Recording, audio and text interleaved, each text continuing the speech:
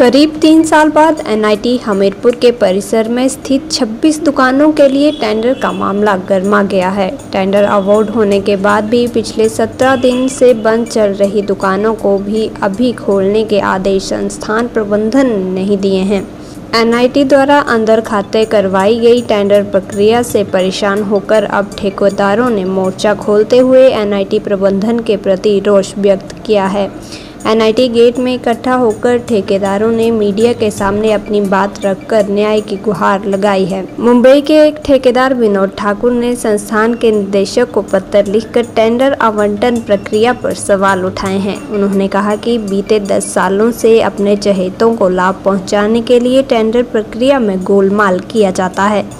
उन्होंने बताया कि इस बारे में विजिलेंस में भी शिकायत दी गई है। उन्होंने कहा कि 26 टेंडरों के लिए पूरी तरह से धांधली हुई है और टेंडर प्रक्रिया के लिए अपने चहेतों को टेंडर दिए गए हैं। उन्होंने कहा कि सभी ठेकेदार एनआईटी प्रबंधन से पूरी तरह से दुखी हो चुके हैं और धोखे से टेंडर प्रक्रिया पूरी की गई है, जिसका सभी ठेकेदार विरोध कर रहे हैं।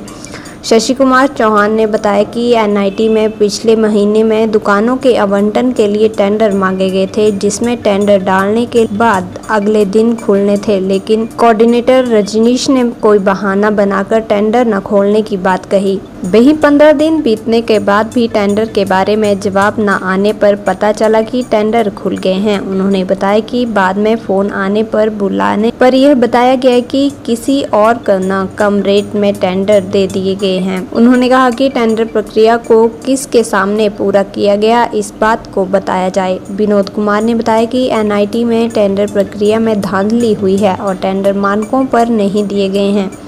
उन्होंने बताया कि टेंडर प्रक्रिया में पूरी तरह से पारदर्शिता नहीं बरती गई है। ये एक्चुअली एक धांधलेबाजी है मेरे हिसाब से तो, बिकॉज यहाँ पे 26 आउटलेट्स के लिए टेंडर हुआ था और मेरे ख्याल से मोर देन 50 लोगों ने इसके लिए अप्लाई किया, जिसमें से एक मैं भी हूँ। मैंने कैंटीन के लिए अप्लाई किया था। बेसिकली मैं मुंबई से आता हूँ हिमाचली, और हमें ये कहा गया, मिस्टर रजनीश एक हैं अंदर एस्टेट ऑफिस में बैठते हैं, जिन्होंने बड़े क्लियरली मुझे कहा कि आप नंबर लिख दीजिए, हम आपको हफ्ते भर में बताएंगे। जबकि नॉर्म्स के हिसाब से अगले दिन टेंडर ओपन होना था। तो वो सफ़ेद झूठ बोल गए उस दिन, जो हमें नहीं पता था।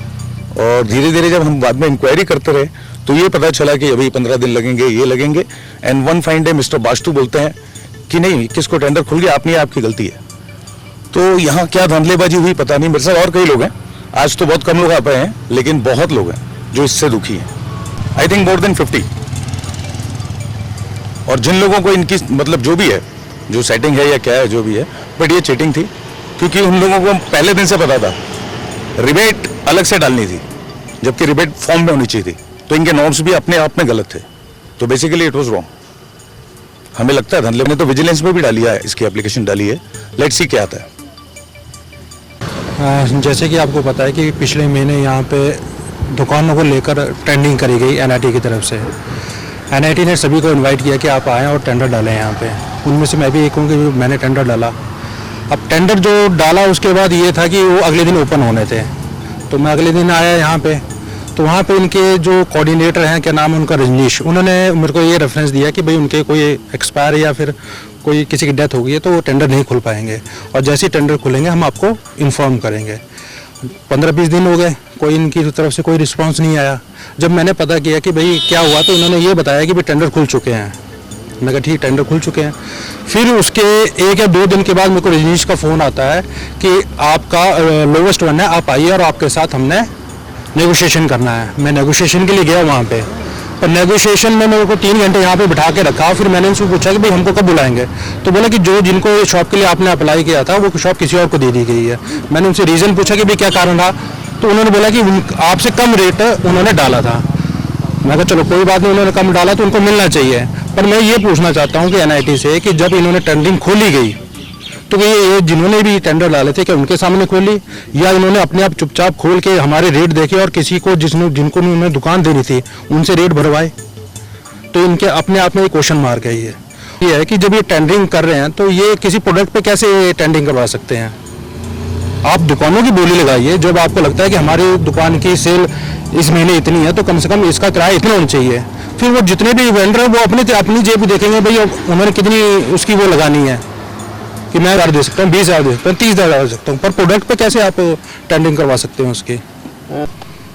मैं जब गया था उनसे तो उन्होंने बोला कि आवंटन हो चुका है, उसके बाद नेक्स्ट उन्होंने क्या किया उसके बारे में मेरे को कोई जानकारी नहीं है। सर मैं ब्रांडेड बूथ के रिगार्डिंग कुछ बोलना चाहूँगा।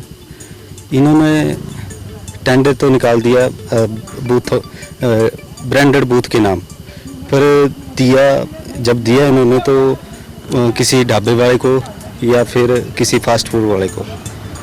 दूसरा पॉइंट ये है सर, अगर इन्होंने लोकल प्रोडक्ट पे डिस्काउंट देना होता तो ये पहले टेंडर में बताते, हम भी उस पर डिस्काउंट दे सकते थे।